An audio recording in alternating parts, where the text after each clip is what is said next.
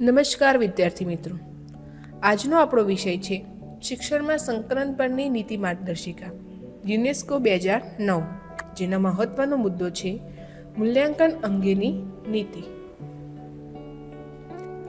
અધ્યયન અધ્યાપન કાર્યની નિષ્પત્તિ ચકાસવા માટે ચોક્કસ રીતે મૂલ્યાંકન કરવું અનિવાર્ય છે, જેથી બાળકોમાં શિક્ષક દ્વારા નક્કી કરાયેલા હેતુઓ કેટલા અંશે સિદ્ધ થયા તે ચકાસી શકાય છે.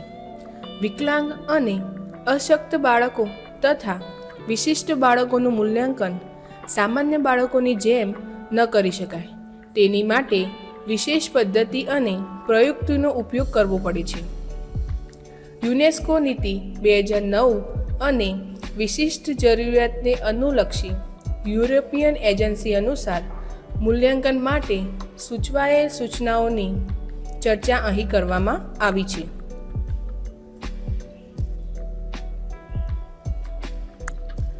મૂલ્યાંકન કે આકલનના નૂતન અભિગમોનો ઉપયોગ કરવો જોઈએ. જ્યાં સુધી તમામ બાળકોની જરૂરિયાત સંતોષાય નહીં ત્યાં સુધી તમામ બાળકોનું મૂલ્યાંકન પ્રક્રિયામાં સમાવિષ્ટ કરવા જોઈએ.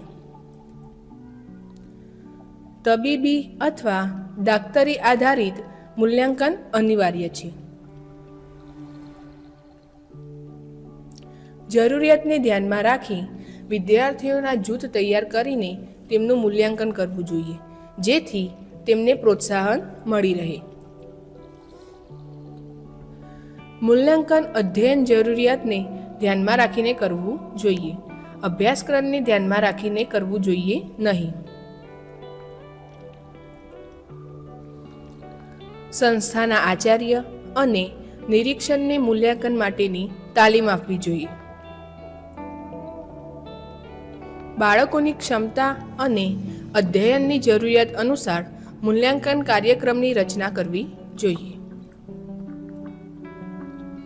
મૂલ્યાંકન માટે સતત નિરીક્ષણ, ક્રિયાશીલ પ્રવૃત્તિ અને પ્રોજેક્ટ કાર્ય જેવી બાબતોનો ઉપયોગ કરવો જોઈએ.